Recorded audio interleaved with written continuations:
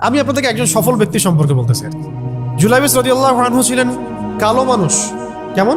একটু কালো, যে খুব উচ্চ বংশের না, ঠিক আছে, খুব উচ্চ বংশের না, খুব সুদর্শন না, খুব লম্বা না, খাটো টাইপের মানুষ, একটু বেটে টাইপের মানুষ।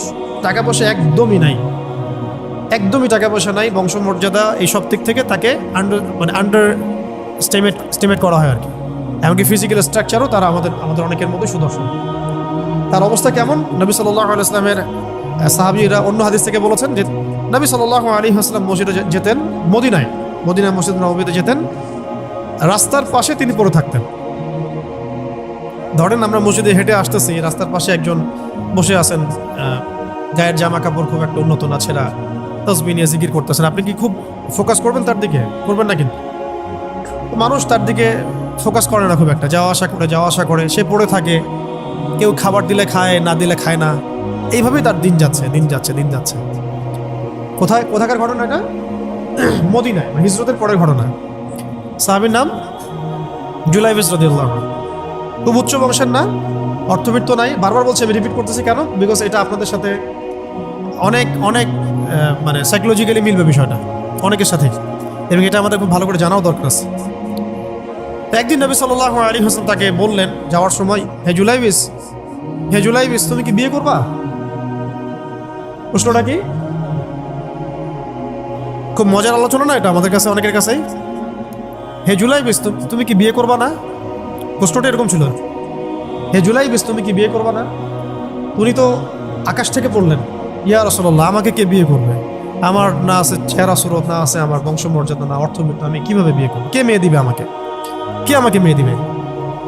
তো ওদিন নবী সাল্লাল্লাহু আলাইহি ওয়াসাল্লাম চলে গেলেন, কিছু বললেন না। পরের দিন আবার বললেন, ইয়া জুলাইবিস, আলা তাতাযাওয়াজ, তুমি কি বিয়ে করবা না? একই উত্তর, ইয়া রাসূলুল্লাহ, আপনি গতকালকে এক কথা বললেন, আবার বলতেছেন বিয়ে করবো না, আমাকে কে বিয়ে করবে? তৃতীয় দিন নবী সাল্লাল্লাহু আলাইহি ওয়াসাল্লাম আবার বললেন, আলা তাতাযাওয়াজ ইয়া জুলাইবিস, তুমি কি বিয়ে করবে না হে জুলাইবিস?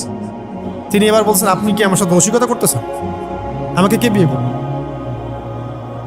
তো নবী সাল্লাল্লাহু আলাইহি ওয়াসাল্লাম বললেন যে অমুক আনসারী সাহাবীর বাসায় যাও। অমুক আনসারী সাহাবীর বাসায়, আনসারী সাহাবী কারা? যারা মুহাজির সাহাবীদেরকে আশ্রয় দিয়েছেন। অমুক আনসারী সাহাবীর বাসায় যাও, সেখানে একজন বিবাহযোগ্য নারী আছে, মেয়ে আছে, তাকে গিয়ে বলো যে আমি রাসূল সাল্লাল্লাহু আলাইহি ওয়াসাল্লামের পক্ষ থেকে আমার বিয়ের প্রস্তাব নিয়ে আসছি। তিনি গেলেন, যাওয়ার পরে বললেন যে আমাকে প্রস্তাব সহ পাঠানো হয়েছে। মেয়ের বাবা আর মায়ের রিয়াকশন ছিল অনেকটা সাধারণত যা হয় তেমন আর কি। তুমি বিয়ের প্রস্তাব নিয়ে আসছো, তুমি কি খাওয়াবা মেয়েকে? কোথায় রাখবা? তোমার তো নিজের কোনো থাকার জায়গা নাই। প্রশ্ন কিন্তু যৌক্তিক কি? আমি মেয়ের তো বাবা, আমিও তো এই প্রশ্নই করবো নাকি? প্রশ্ন করবেন না? আপনার মেয়ে থাকলে এভাবে প্রশ্ন করবেন তো আপনি। তারাও সেই প্রশ্ন করলেন, এমনকি এক পর্যায়ে রিফিউজ করে দেওয়া হলো, না এটা পসিবল। এই কথাগুলো, কনভারসেশনগুলো ভিতর থেকে শুনছিলেন সেই মেয়ে নিজেই,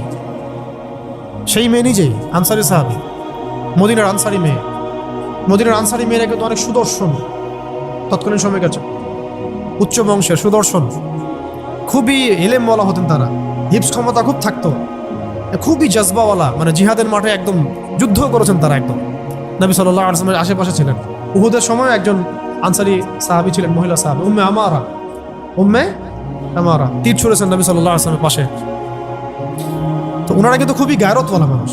তিনি বলছেন, হে আমার বাবা মা, এই প্রস্তাব কে পাঠিয়েছে? নবী সাল্লাল্লাহু আলাইহি ওয়াসাল্লাম। যে প্রস্তাব রাসূল পাঠিয়েছেন সেটাকে কিভাবে তোমরা ডিনাই করো? আমি জুলাইবিসকে বিয়ে করবো। কে বলছেন এটা? আপনি পুরা সিস্টেম খুঁজে এরকম একটা আনসারী সাহাবীর মতো মেয়ে আমাকে দিতে পারবেন? ইল্লা মাশাআল্লাহ, হইতে পারে ইল্লা মাশাআল্লাহ। তো ওই মেয়ে নারী সাহাবী, তিনি রাজি হলেন। এবার শোনেন, এবার বিয়েও হলো, মাশাআল্লাহ, বাসর হলো, এবং সকালবেলা আওয়াজ হচ্ছে, মদিনার চারপাশে এলান হচ্ছে যে হে মুসলিমরা, সবাই বের হও, ইহুদিদের সাথে যুদ্ধে আমাদেরকে খায়বারে যেতে হবে। ইহুদিদের সাথে যুদ্ধে আমাদেরকে খায়বার আক্রমণ করতে হবে। নবী সাল্লাল্লাহু আলাইহি ওয়াসাল্লাম তোমাদেরকে আদেশ করেছেন। এটা কিন্তু হুদাইবিয়া সন্ধির পরের ঘটনা। আর ইহুদিদের সাথে আমাদের বেশ কয়েকটা যুদ্ধ হয়েছে, বনু কুরাইজার সাথে, বনু কাইনুকার সাথে, বনু নাজিরের সাথে, এবং ফাইনালি খাইবারে এদের সাথে। তো জুলাইবিস রাদিয়াল্লাহু আনহু বের হয়ে গেলেন যুদ্ধের জন্যে। এবং খায়বারের যুদ্ধ হলো, খায়বার অবরোধ করা হলো এবং খায়বার যুদ্ধের বিশাল হিস্ট্রি আছে, আপনারা পড়ে নিয়েন, লম্বা কথা। এই খায়বার দুর্গ জয় হয় এবং এই দুর্গ পুরো জয় করতে, সবগুলো দুর্গ জয় করতে মোট 12 থেকে 16 জন মুসলিম সাহাবী শহীদ হন। 12 থেকে 16 জন বা 18 জনের মতো, এই ফিগার এইটুকুর মতো, 12 থেকে 16 বা 18, এতটুকু এত কম সংখ্যক সাহাবী শহীদ হয়েছেন খায়বার যুদ্ধ জয়ে। আর ইহুদিদের তো বহু ইহুদি মারা গেছে। এবং খায়বার বিজয়ের পরে মুসলিমদের আর্থসামাজিক যে অবস্থান, মানে টাকা পয়সা, ল্যান্ড, গনিমতের মাল প্রচুর বেড়ে গেছে। এখন নবী করিম সাল্লাল্লাহু আলাইহি ওয়াসাল্লাম শহীদদের লাশ তালাশ করছে, কোথায় কোথায় শহীদরা আছে, তাদের মানে কবরস্থ করার প্রসেসিং হবে। উহুদ যুদ্ধেও তো হয়েছে না, ওই রকমই প্রত্যেকটা যুদ্ধেই তো এটা হতো। লাশগুলো তালাশ করতে করতে করতে করতে করতে একটা কর্নারে গিয়ে তিনি দেখলেন সেখানে জুলাইবিস রাদিয়াল্লাহু আনহুর লাশ পড়ে আছে।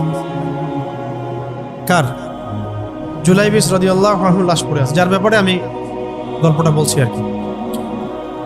এবং তার গায়ে অসংখ্য তরবারের দাগ, ক্ষতবিক্ষত অবস্থা, এবং তার আশেপাশে মোট 1 2 3 4 5 6 7 8 9 জন ইহুদির লাশ পড়ে আছে। ছোট সাহাবী, বলেছি আকৃতিতে ছোট, খুব উঁচু বংশের না, অর্থ সম্পদ কম, দেখতে সুন্দর না। গতকাল বিয়ে করেছেন, কেউ তাকে বিয়ে দিতে যাচ্ছিল না। তার এক পাশে কয়জন ইহুদির লাশ, তার পাশে মোট 9 জন ইহুদির লাশ পড়ে আছে, মাঝখানে তার লাশ ক্ষতবিক্ষত অবস্থায়।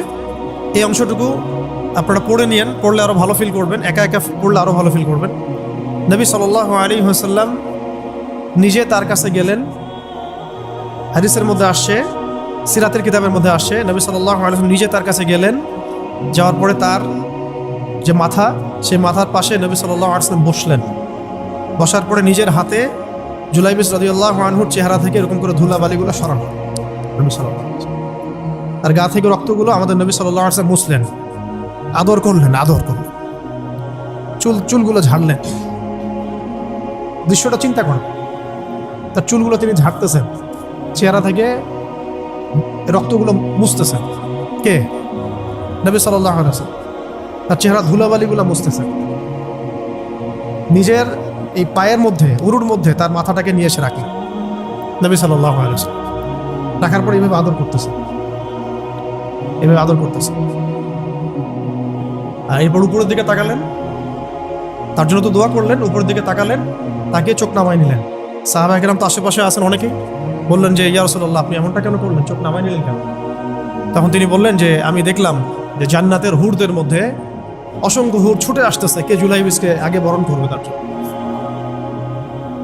তিনি নিজে কাঁদলেন, জুলাইবিসের জন্য নিজে কাঁদলেন, নিজের হাতে তাকে এইভাবে উঠালেন। তিনি ছোট মানুষ ছিলেন।